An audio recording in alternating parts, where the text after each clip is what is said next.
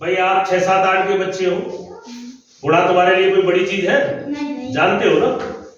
लेकिन इसी गुणा को मैं तुम्हें कई तरीके से बताने की कोशिश करता हूँ। देखिए पहले सारा गुणा तो आप जानते ही हो, 7 अट्ठे कितना होता है? 7 अट्ठे 56 हासिल 5, 7 में 63 और 5 68, 9 अट्ठे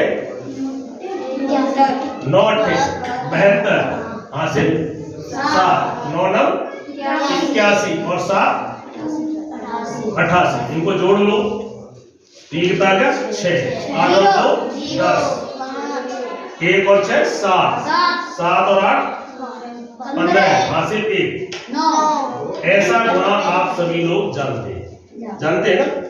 अब देखो नया तरीका, ये वाला जो है 98 100 से कितना कम है? 2 कम है ना। ये 97 100 से कितना कम है? 3। अब देखो इसे गुणा कर लो, गुणा 2 का 3 से, 2 दिया 6। और देखो 98 में से 3 घटाओ, 3 घटा दो 95, 97 में से 2 घटा दो 95।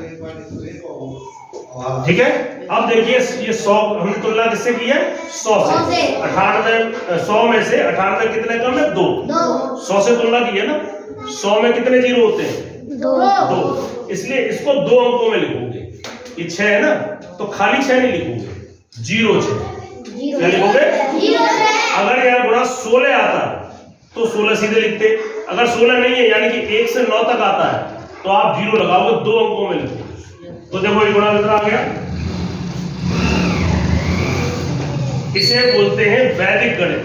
क्या बोलते हैं? वैदिक गणित। और इस तरह की विधि आपकी किताब में पीछे वाले चैप्टरों में दी हुई है। कितने लोगों को समझ में आया? अब देखिए तीसरा तरीका,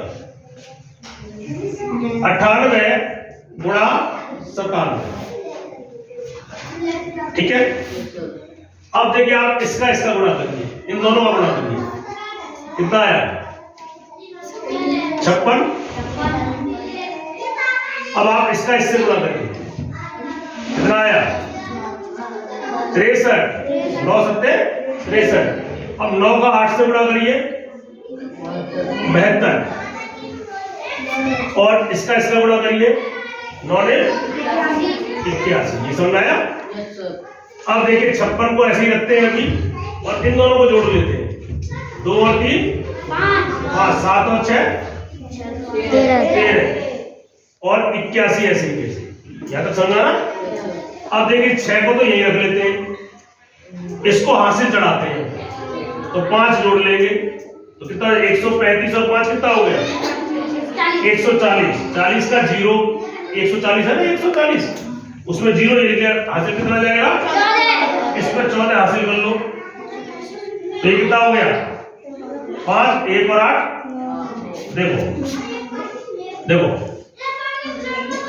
95 0 6, 95 0 6, 95 0 6। कितना लोगों को समझ में आया? रोक ले बेटा, ये रोक ले।